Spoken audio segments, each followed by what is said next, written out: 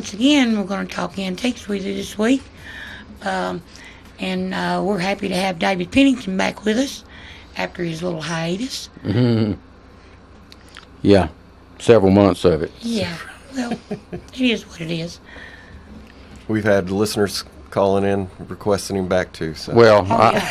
and I want to thank Pam, one of my steady listeners. Oh, okay. You seen what she said on Facebook? Oh yeah. Well, Pam, I'm back, and I'm glad that you missed me. Yeah, and you're really lucky because we were getting bored and we were thinking about changing the format. Well, that'd be good. We was going to bring in some stand-up comics and let them crack jokes about antiques. That's a good idea. Yeah. It might do better. Yeah, we done talked to Tiffany about it. She signed off and everything. Well, you know what they say, out of sight, out of mind. Yeah, so we was ready I was to go definitely with that out of one. mind, right? Yeah. Well, anyway, we're going to start out talking about one of the largest bookshelves in history. Yeah. Some really valuable books were stolen. Well, Okay.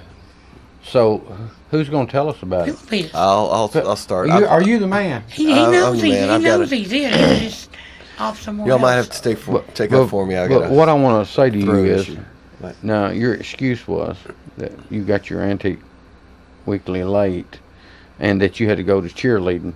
Yeah, I had to go watch my Ain't you a middle little- daughter cheer. Oh, I thought you meant you was. No, he I is wasn't doing in. You're a little bit cheerleading. too That old was- to be cheerleading. I actually attended my first middle school football game since I was in middle school today. Well, good. Having no sons. So your little it's daughter's a always- cheerleader? Yes, she is. That's cool. So she's. Now, she- which one? You got two daughters, right? Well, I have three. Well, So which it was, one? It was Bree, my middle daughter. Middle She's- daughter. Okay. She goes to East Middle, so we were on the Tullahoma side, but actually I did an interview for the news for the Coffee County cheerleaders while I was there. So, All right. there you go. They've got a cheer clinic coming up in September. So That's good. So we went ahead and talked to them. So Okay, so Ronnie, are you ready for him to tell us something? I've been ready.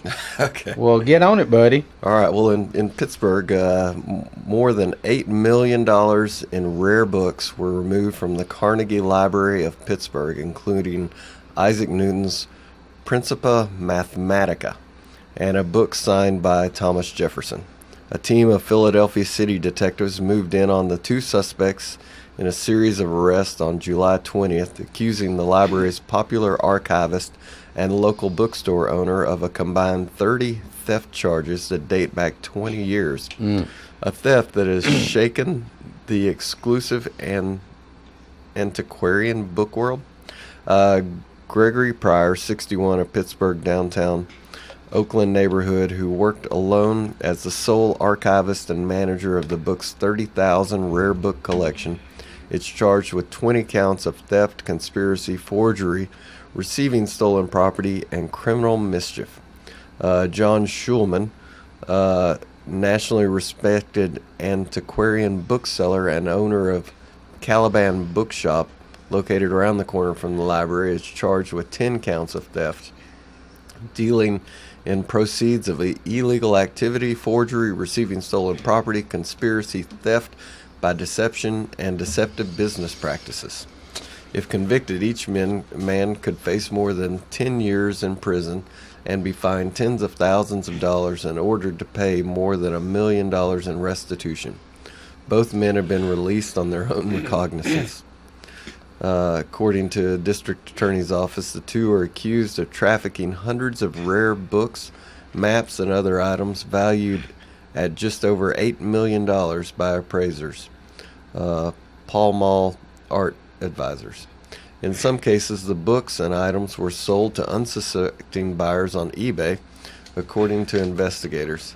And in court documents, prosecutors described a conspiracy that began in 1997 when Pure schemed with Schulman to find the most valuable books within the library's rare books section, called the Oliver Room, named after former trustee William Oliver at the library's main branch in the heart of downtown Pittsburgh. Schulman's bookstore specialized in poetry, literature, philosophy, art, and Pennsylvania history. Schulman has been a frequent guest on PBS's Antique Roadshow, appraising rare books as a member of the Antiquarian Booksellers Association, where he also served as the Ethics and Standards Committee chairman. Schulman resigned from the association of July 23rd. Yeah, I think you would be asked to resign. Well, That, yes. that guy, I mean, he was a member of the Ethics and Standards Committee, and he was stealing books. Yeah. Well, that's not ethical. No, that's not ethical. In I'd say a he's off that one now. In a 36-page lengthy complaint, investigators say Pior admitted his roles in the thefts, revealing how he often lifted the rare books or cut pages out of historic map books or other antiquarian volumes, slipped them into manila folders, or simply rolled them up and carried them out the front door. He would drop by at Schulman's bookshop on his way home from work. Schulman would then sell the items online or to major book dealers. Through subpoenaed bank and other financial records, investigators were able to trace the purchases to dozens of book collectors and dealers.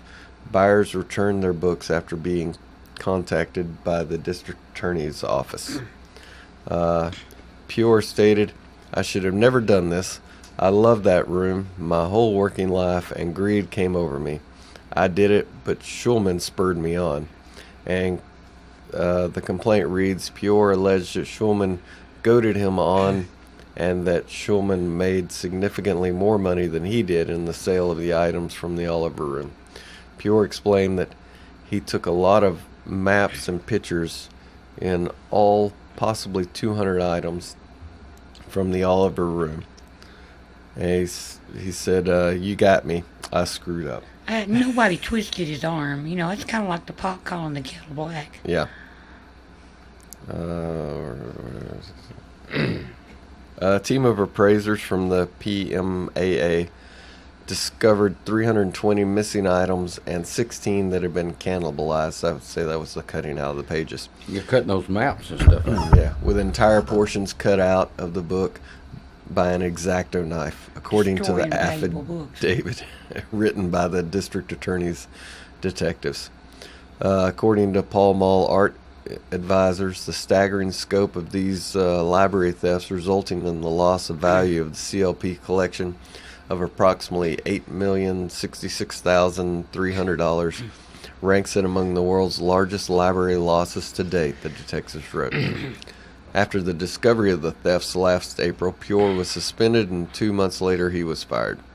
In a raid of the suspect's home and offices, and after a 9-day search of the bookshop last summer, detectives discovered 42 cannibalized items valued at $258,945. To date, $1.1 million worth of stolen materials has been recovered by the combined efforts of the PMAA and the District Attorney's Office and the art collecting community.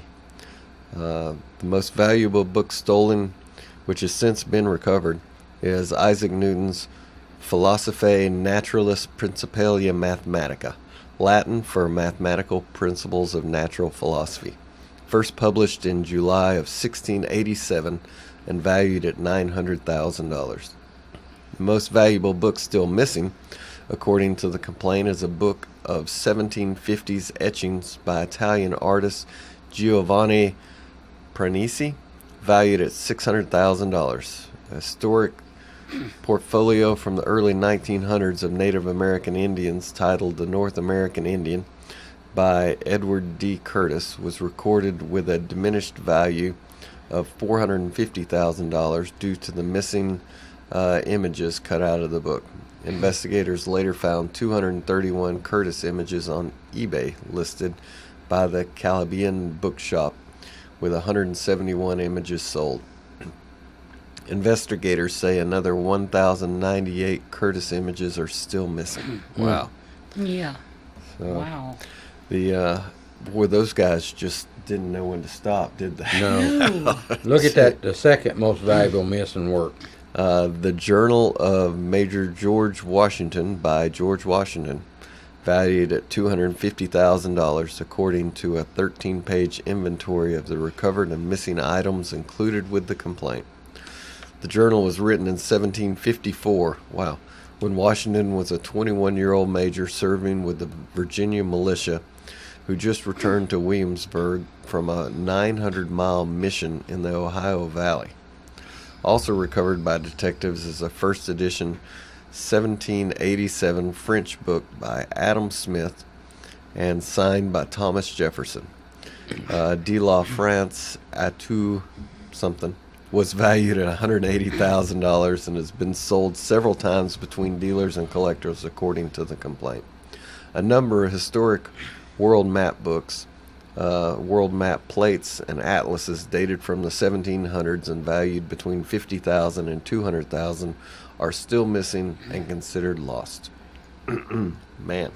Yeah, now these aren't just, books you can go out and pick up anywhere. The sad part is they probably wouldn't have been caught as quick had they not decided to reappraise the value of all the books. Oh, is Right. that what? Okay. Yeah, so here's the thing about that kind of stuff.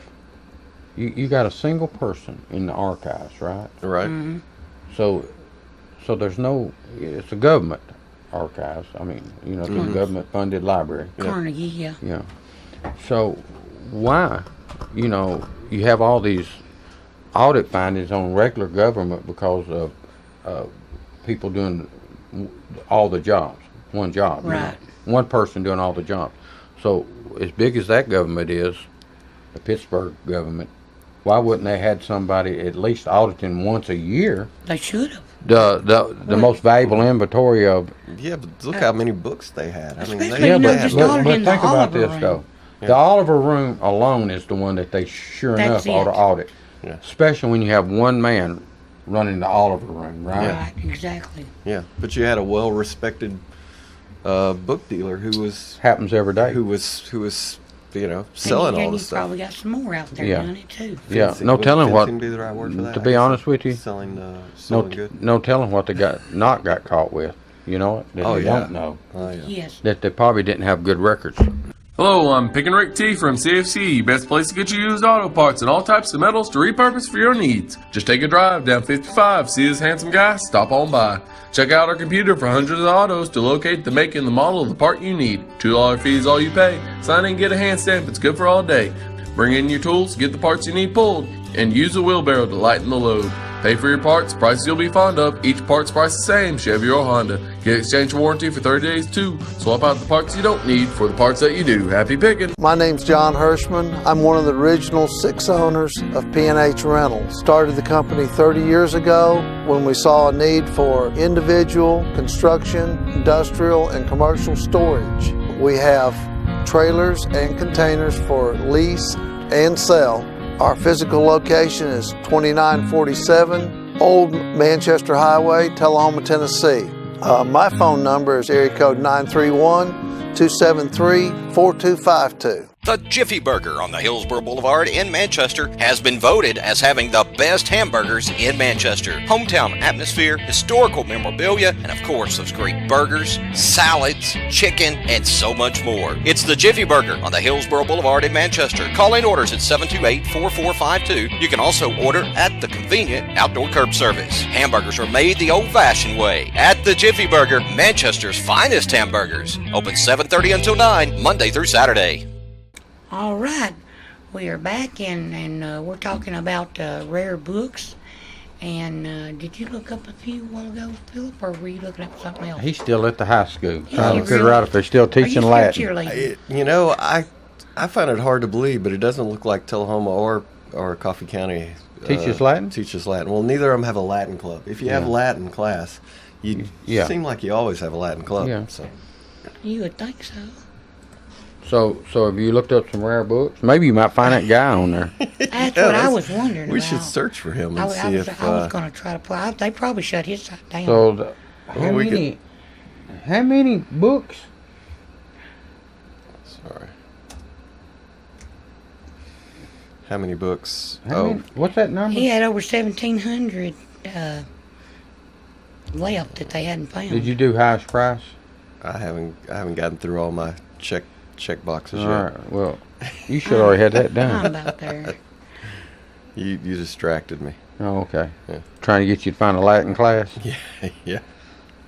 Well, the reason we're talking about Latin is because it was written in Latin, Because right? the Principia Mathematica was Mathematica. written in Yeah. Latin, even though he was British. Yeah, but you said it was a common language. That Yeah. was the language of the Okay. Okay, here we go, Ronnie. of the day. He's got some high dollar All right, books. so your high dollar books at the moment, or recently on eBay, would have been a lot of 17 Antique Wizard of Oz book collection, first editions. So the 17, that's pretty cool. One bid on that was $65,000.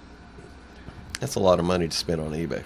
Yeah, but Not really. But Well. you know they have There's millions been spent on Yeah, eBay. true, but usually those are really big deal events. These are just regular auctions too. These two. Here's a 1502 medieval book of hours, illuminated. Duke of Paramar, rare Lortic binding Bible. So this is a 1502 Bible. Man, what it's kind beautiful. of Bible was it? Lortic, Lortic. Lortic. Well, 55,000. That's a pretty expensive It's a Bible. pretty expensive Bible. You can get them cheaper than that now. Speaking of Bibles, did you know that when Mickey Lane was going to college in the summers, he sold Bibles? Did he really? Yeah, he knocked doors and sold Bibles. You know, there used to be Bible A lot sales. of people, yeah. I don't remember used to- people- I see a bunch of them on Well, TV. You know, You're a little younger than Mickey Lane, okay? Okay. I do remember, lawnmower or not lawnmower, vacuum cleaner, same Yeah. thing, and encyclopedia. Yeah. Salespeople. Ain't that something? And think about that. Encyclopedia. Nobody buys encyclopedias No, now. they were wiped out. well, Feel sorry the for internet killed encyclopedia people. encyclopedias. Yeah, I mean, you don't need them now. Well, you got the internet. Yeah, you just Yeah. make it up. And what was there was other things they sold too, like Alabama Novelty. You know, they sold like bedspreads and pillows and Really, door to door. yeah. Okay. Yeah, but they did a debit account. You know, you pay so much a week on it. You didn't buy it. Okay. You didn't just pay for it right then. They sold it to you, and they just added it to your bill. And I remember people talking about the Watson man. Oh yeah, But that was before my time. the but- Watkins. Yeah, Or Watkins, yeah. yeah, Watkins. But you can still buy Watkins brand Right. stuff too. So yeah. So, but that's you can at go least- online and buy it now I see too. that. Probably get it at Amazon where you get I guess so. everything else. And let's see what else. There was other things too. Let's see anything else. Door knocking that they sold. No, I won a stereo when I was in second grade selling Marybelle's door to Well, door. don't So- forget the schools used to send the There kids you go. out to sell magazines. Oh, they still do that. Yeah. Yeah. It's if you Yeah. you just don't let your kids walk quite as far Hmm. without hanging out with them. So Okay, let's hear some more of them high dollar books. I've got a Baldaire Fleurs de Mal, first edition, fine binding from 1857. Can't tell you what. Must I be a don't speak French book. French, so I couldn't tell you what that's about. It's from France, even too. Yeah. And that went for $35,310 with free shipping. And Really? yeah. You give them free shipping. Can you Here's imagine that? is an 1840 third edition of the Book of Mormon. The buy it now on that was $33,777, 1840. Here you go. Here's a Isaac Newton Principia Mathematica. This is the 1729 edition that you were talking about. That's only $26,000 for Is that that. all? But also, don't forget the That's- free shipping. Who's selling it? Free. Yeah, let's see. Yeah, Click on it. who's Let's make selling sure it that? ain't him. That's what I was wondering. And this is from June 7th. New Jersey. Cherry Hill, New Jersey. Yep. Different. How close is that to Pittsburgh? Yeah, well, it's he would be it would be under Pittsburgh. Did you search for him over there just for his bookstore? Because it would have the sold stuff. Yeah, well, I'll be looking for him while you're doing that. And this is actually 2 volumes to make up the. They gave his name. So you got two for the price of $26,000. Well, it's 1 and 2. It's actually 2 books to. but you got 2 books for $26,000. Right. So yeah. 2 volumes of Principia Mathematica. No, well, it's there's 2 books to make up the. It took 2 to There- make the one to volume. make it up. Yeah. Okay, because there's 3 books in the set. Here is here is Pharaoh Exposed, or The Gambler and His Prey. What is this? Let me get the whole title on this. Being a complete explanation of this famous game and how its skins are worked. Is that card playing? Yeah, I Is that what believe it is? so. What about the description on it? Oh, what does it say? Oh, this is a live auction. It was at one time. Lot 151. Pharaoh Exposed, or The Gambler and His Prey, being a complete explanation of the famous game, its origin and development, and how its skins are worked. New York, Richard K. Fox, 1882. So it just talks about it being a really good quality.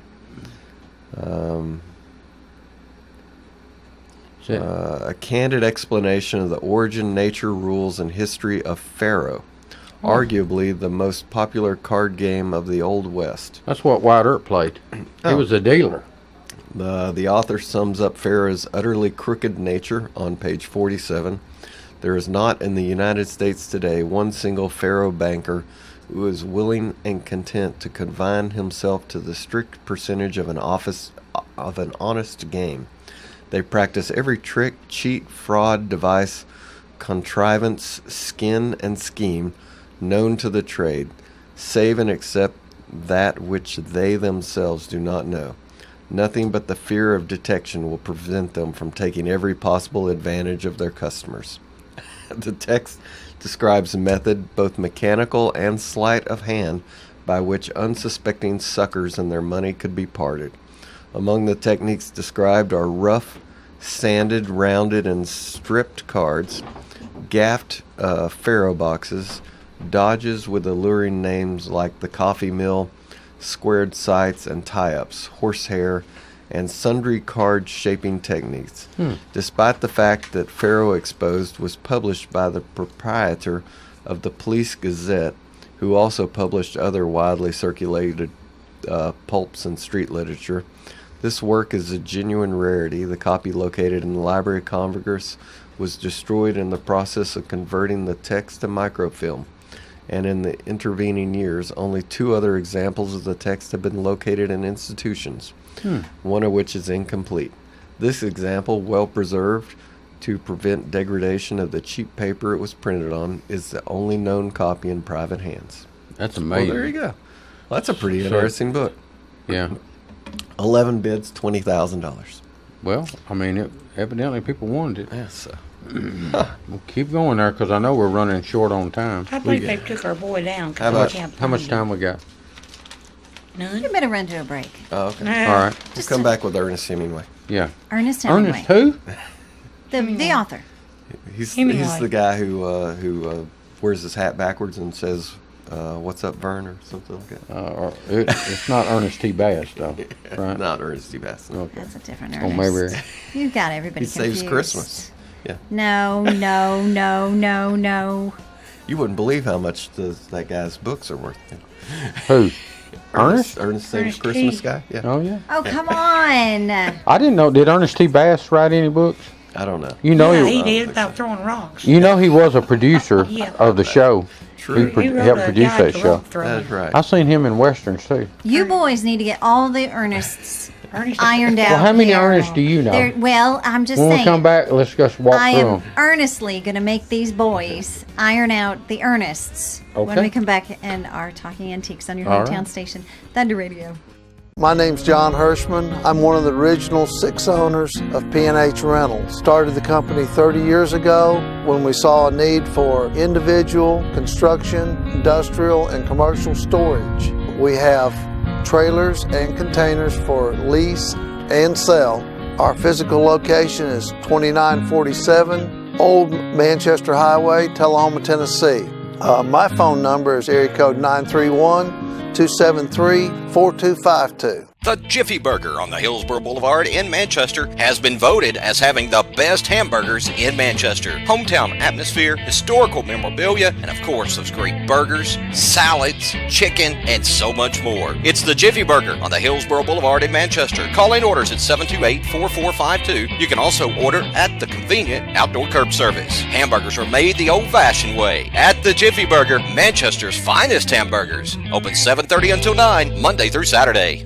Pick and Rick T from CFC, best place to get you used auto parts and all types of metals to repurpose for your needs. Just take a drive down 55, see this handsome guy, stop on by. Check out our computer for hundreds of autos to locate the make and the model of the part you need. $2 fee is all you pay. Sign in and get a hand stamp, it's good for all day.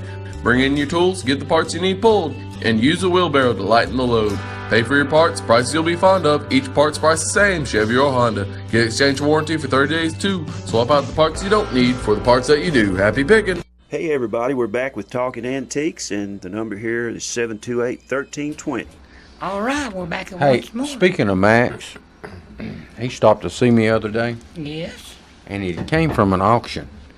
You know, he's a little on the tight side. You do know that, Oh, right? yeah. Okay. I've met Max. So what happened was he went over there to buy a bass fiddle, one of those upright jobs. Right, yeah. And so he said there was a guy behind a tree bidding on it, and he thought the guy standing over close to him was bidding on it. And he said, well, I thought I was the last bidder because that guy standing close to me wasn't bidding no more. And then come to find out, the guy behind the tree was bidding on it.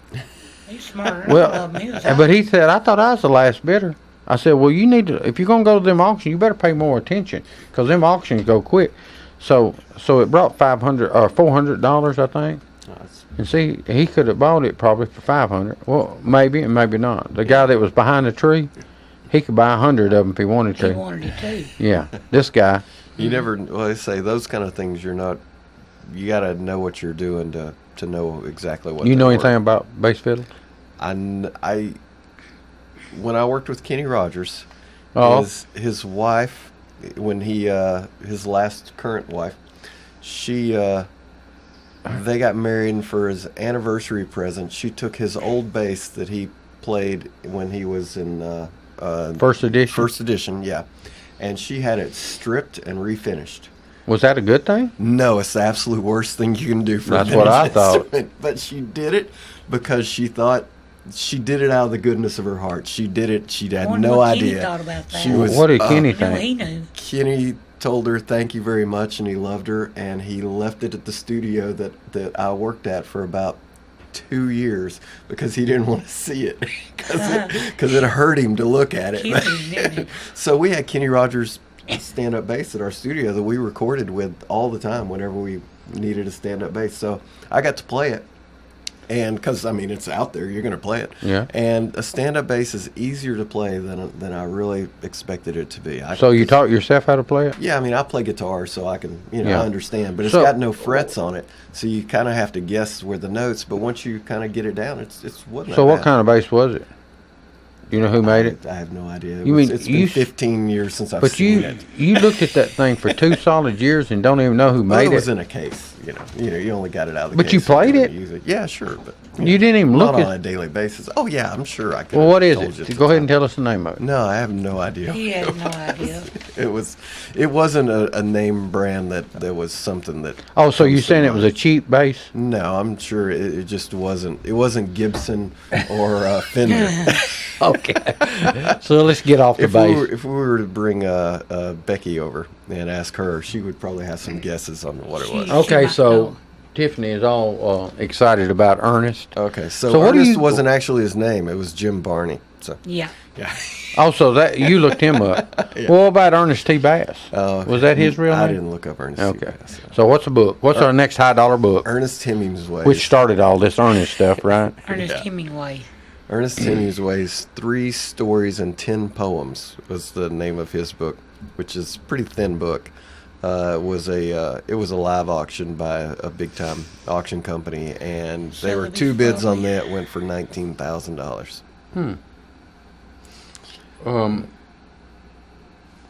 Did Ernest Hemingway in World War II? Didn't he travel and write stories about the war or something? Didn't he, Ronnie? I don't know if it was Ernest Hemingway, but I kind was of think thinking it it might was. be. Didn't I he? kind of think you're right. Let's. I just feel googling that. I'm looking. I was getting ready to. I'll let you go ahead. He since was you're he there. was running around in that time. I think he's right I'm about gonna that. get World War II's time. Y'all feel I think he was like a war correspondent at one time. 31. World War II. From May 1944 See? to March 1945, Hemingway was in London and Europe. When Hemingway first arrived in London, he met Time magazine correspondent Mary Welsh, with whom he became infatuated. Okay. Explosives. Martha had been forced to cross the Atlantic in a ship filled with explosive because Hemingway refused to help her get a press pass on a plane.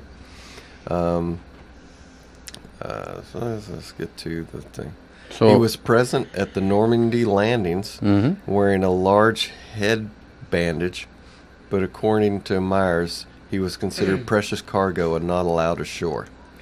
The landing craft came within sight of Omaha Beach before coming Yeah, under there weren't enemy really good attack and odds of turned getting back. ashore. Hemingway later wrote Collier's that he could see the first, second, third, fourth, and fifth waves of landing troops lay where they had fallen, looking like so many heavy laden bundles on the flat, pebbly stretch between sea and first covers. I think they had more die than got ashore there for a while. Till they, took the beachhead. Late in July, he attached himself to the 22nd Infantry Regiment, commanded by Colonel Charles Langham, as it drove toward Paris. And Hemingway became a de facto leader of a small band of village militia in Rambouillet, outside of Paris. So he was So now he present went at to the- Cuba too, didn't he? Yeah, he was present at the liberation of Paris. Hemingway said he was out of business as a writer from 1942 to 45 during his residence in Cuba. In 46, he married Mary. Is that the girl that he met at the? That he wouldn't get her a press pass on to fly. I bet she held that over him. You know she did. Yeah, She must not held it too much. She married him. Yeah, but she, well, she that used way you that. can hold it over him for She a held longer that over time. him. Yeah. So he lived in But she Cuba for a wouldn't while, give me a didn't pass. he? Didn't he live in Cuba for a while? He was in Cuba in November I think it '59 took 2 or 3 years there. Oh, he was there when they. during all the Yeah. Castro's deal. So he lost his house, I guarantee you. On July 25th, 1960, the Hemingways left Cuba for the last time, leaving art and manuscripts in a bank vault in Havana. After the 1961 Bay of Pigs invasion, Cuban government complete with his collection was taken. About the government. Yeah, 4,000 to 6,000 They books. took everything. Bummer. Okay. So, but then didn't he move to below Miami? What's that string of little islands? Below, you know the one. Caribbean, No, the they're the Keys, the Keys. There you go, Yeah, Florida Keys. yeah, and then when he lived at the Keys, he had a few cats, and before you know it, there was a zillion of them. That So happens a lot of with people cats. have Hemingway cats. That happens with I've cats. heard about Hemingway cats. I don't see that on here though. Well, I just told you about it. You don't have to look for it. Maybe he was in Cuba before World War II too. So Yeah. maybe his part in He the liked Cuba. Keys were before that. Oh, the Hemingway house in Key West, Florida, where he lived from 31 to 39. So that was pre-World War II. Nice house. And then he moved to Idaho, where he committed suicide later on. So. I did not know Okay. he committed suicide. All right. So can we get back onto the sale of the books? Because I want you to look Oh, up some books. maps before Oh, the okay. time runs out. All right. Well, here's a map. Oh, okay. That's why I wanted you to look up. Because they stole maps and books. Yeah, and all those maps bring good money. Let me. Yeah, they pull do. up. That's a good description. Oh, it's a live auction. Yeah, same live auction. 30 engraved multiple sheet folding maps with original outline hand colored. This is called Moll Herman, The World Described. It's 25 by 14 inches. Period boards, rebacked and worn. Maps on aged linen with some splits and separations. Moderate staining and offsetting. Circa 1735. So there's some old maps for you. 1735. Yeah. What's the next highest? 18 or 13 bids on that went for $18,000. So What's that? some There's old another maps. 18,000. There's an Audubon, John James Audubon, The Birds of America. 18,000. One bid, $18,000. There's another $18,000. Another one is a great horned owl plate. Okay, so this is just. Let's see. Is this just one plate? So That's a different one. the owl is just one plate Yeah. of the great horned owls. How many do you think was in there? 14 bids on that one for $18,000. And here you go. Next on the thing is the first thing that I recognize is the Lord of the Rings first edition, first impression actually, and there were of all 3 books. 53 bids on that went for $16,386.18. Don't forget the good part. Free shipping. Yep. There you go. Yeah. From the United Kingdom too. Oh, So yeah. there you Everybody loves free shipping. Yeah. Makes you look twice, doesn't Yeah. it? It does. Free Makes you- shipping, what? Make you bid twice. I can save $6, what? Yeah, I'll pay another $4,000 for it. Is it time to take a break? I think we better take a break. Again. Okay. We're talking antiques. Guys, someone called and they wanted to know if you could check out for them what a book about Hillary Clinton would be worth. It's Hillary Clinton's life story, some type of biography. I don't know the title, but Well, Is it signed? look up just Ronnie. Appears, Oh, well. depends on whether or not she signed it. Yeah. Well, Book- let's book just look tour. up some Hillary Clinton books and see. I got 'em well, right. there it is. Signed and unsigned. You ready to take that break? Let's Talk Antiques returns on your hometown station, Thunder Radio, in just a moment. My name's John Hirschman. I'm one of the original 6 owners of P&H Rentals. Started the company 30 years ago when we saw a need for individual, construction, industrial, and commercial storage. We have trailers and containers for lease and sell. Our physical location is 2947 Old Manchester Highway, Tullahoma, Tennessee. My phone number is area code 931-273-4252. The Jiffy Burger on the Hillsborough Boulevard in Manchester has been voted as having the best hamburgers in Manchester. Hometown atmosphere, historical memorabilia, and of course those great burgers, salads, chicken, and so much more. It's the Jiffy Burger on the Hillsborough Boulevard in Manchester. Call in orders at 728-4452. You can also order at the convenient outdoor curb service. Hamburgers are made the old-fashioned way at the Jiffy Burger, Manchester's finest hamburgers. Open 7:30 until 9, Monday through Saturday. Hello, I'm Pick and Rick T from CFC, best place to get you used auto parts and all types of metals to repurpose for your needs. Just take a drive down 55, see this handsome guy, stop on by. Check out our computer for hundreds of autos to locate the make and the model of the part you need. $2 fee is all you pay. Sign in, get a hand stamp, it's good for all day. Bring in your tools, get the parts you need pulled, and use a wheelbarrow to lighten the load. Pay for your parts, prices you'll be fond of. Each part's price the same, Chevy or Honda. Get exchange warranty for 30 days too. Swap out the parts you don't need for the parts that you do. Happy picking. All right. Okay. All right, so we had a call. We're talking antiques on your hometown Well, we station. were. They liked all my We're jokes. still somewhere in the neighborhood. I tell you what, these breaks, we're going to get away from them because we just stray way They off. kill us. We way off on. Yeah. So, During the break, we were told somebody called and had a signed Hillary Clinton book and was asking for value, and the only ones that are worth much of anything are autographed with the certificate of authenticity, first editions, and the highest price of that brought $268, and next would be $200. what's the lowest signed book? Are all them still signed? I got one here for $200. That isn't Another signed. one signed in person. $55 is the 55's the lowest. yeah. So out of the All right. could still be more. No, here They took the they best. still keep going down. We got it down to 50.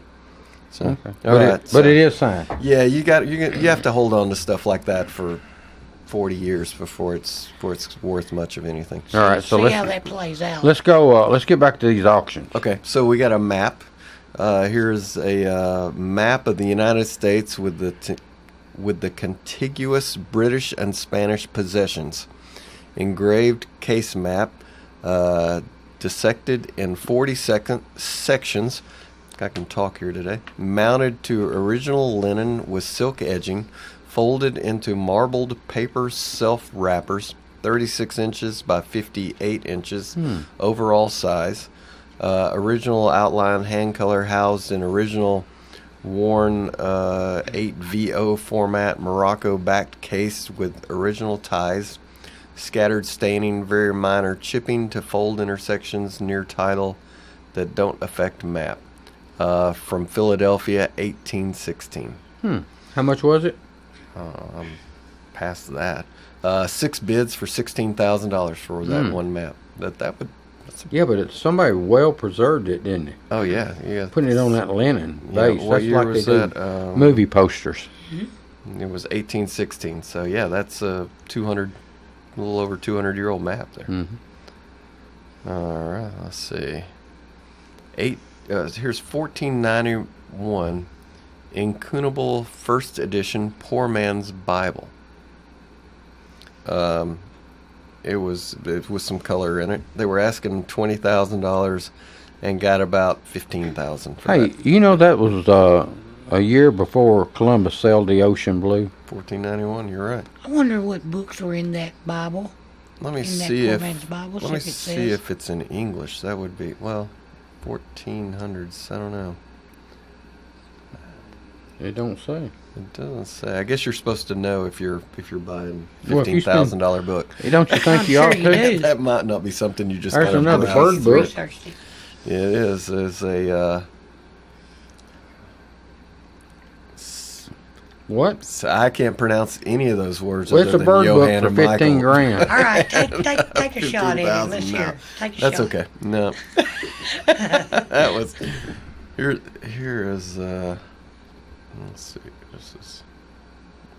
It's not going to show me the original listing. Japan, lot 556. Oh, here's the original listing. Oh, okay, I'm sorry. I'm losing my way on eBay here. This is Just summarize it. Don't read the whole thing. matted prints, 6 lithographs, and 9 color etchings by the artist Orlik Emil of Japan, Japanese guy. Okay. So 1904, 16 bids, $15,000. It's in a nice book kind of thing that folds over Yeah. to hold it. A Peter Force engraving of the Declaration of Independence. 10 bids on that went for $14,000. That's Wonder what nice. year that was. That engraving. We Now looked that- all that up. You did look it up. I'd say a couple of months ago. It could have been a year. This is from the We talked about all those 1830s. copies of the Declaration Yeah. they handed out. 1837. Is that what you Yeah. said? By 1820, the original Declaration had begun to deteriorate, leading John Quincy Adams to commission John Stone to produce a facsimile. Stone's copper plate was created by lifting ink directly from the original and creating a perfect copy. So, this is one of those that's made off of the what was it called? The plate. I think created from lifting that. ink off the original would damage it more. Yeah, I'm sure it You, damaged it. you know some. it did. So, you know, they should have just scanned it. Yeah. Like we would nowadays. Exactly, they should have They scanned should it. have used their scanner. So this is an 1830s That was an Peter 1830 Force scanner. engraving, $14,000 with 10 bids for I it. wonder how many of them he made. They know. We Yeah. did an episode about that. Weren't you listening to all of our episodes? Dave, No, while you- you know, I remember I was doing something. He was okay. Don't you busy. remember? He was busy You say at the so. time. See these knuckles, how they're wore down? There you go. Okay. Here's a book called Advantage Card Playing and Draw Poker. 23 bids on that for $12,000. They're going to teach you how to play cards? I guess so. Give you an advantage, I guess. Here's 1484. Incommunicable of Dante's Divine Comedy. Surrounded by Landino's commentary. So I believe this is all in Latin. That went for $11,800. That would have to be in line. Here's Emily Dickinson poems. Poems second series, third series, $11,000. Emily Dickinson stuff bringing some in. Yeah. An Easy Plan of Discipline for a Militia by Timothy Pickering, 1775. And this is in pretty rough shape. This has the cover off of it, and pages look like it's been damaged a little bit, but readable still. $10,000 was to buy it now on that. Here's the Lord of the Rings, The Hobbit, first UK edition. They wanted 12 grand, but they only got about 10 grand for it. Not bad for one book. The Sign of Four, Arthur Conan Doyle, 1890, first edition Sherlock Holmes book.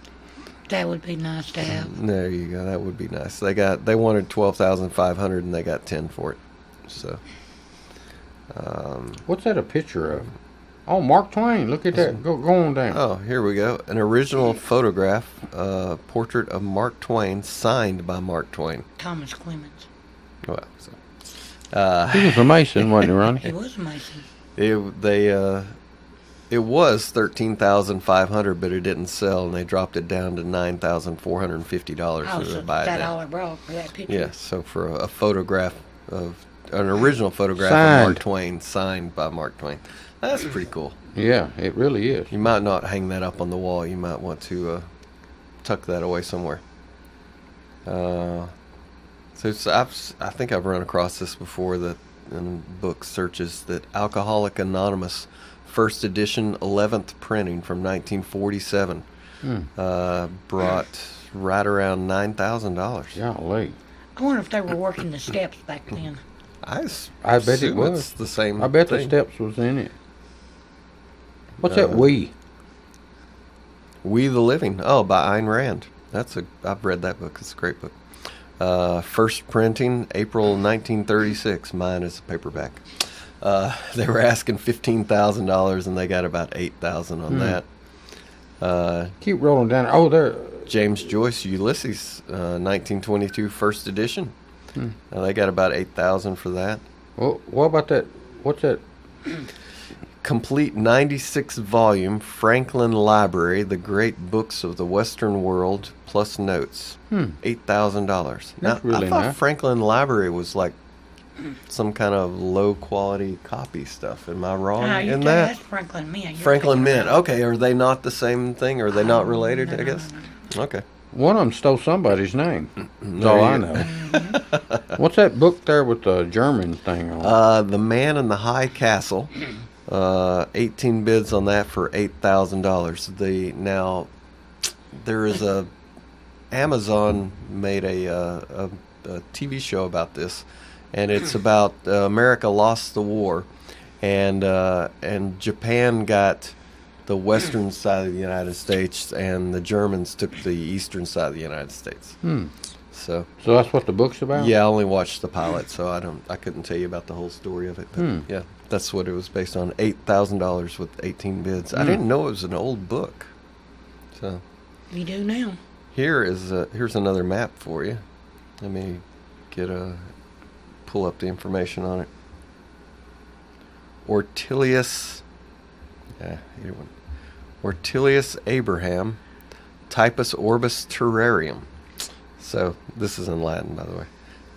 It was I didn't know you spoke it. 9 bids, $8,000. I fumbled through it. There you go. I can do that better in French, actually.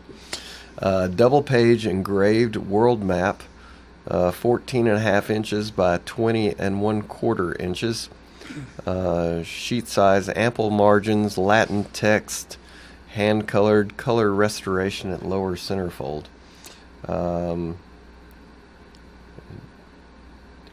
From Antwerp, 1570.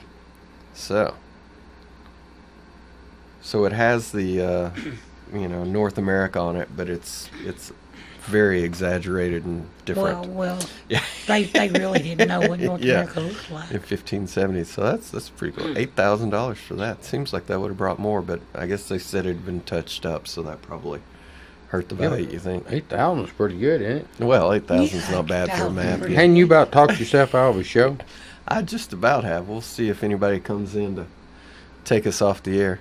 How to Mix Drinks, We or can the take Bon ourselves off. Vivant's Companion, 1862, $7,500. What about that next one that says how to drink a drink? How Where's, much is it? where's that? I didn't- Right under it. Oh, you're Time, boys. It's time. okay. All right. We're done. Let's Talk Antiques comes back at you next week. Same bad time, same bad channel. Thanks, guys. All righty. All right. Stick around.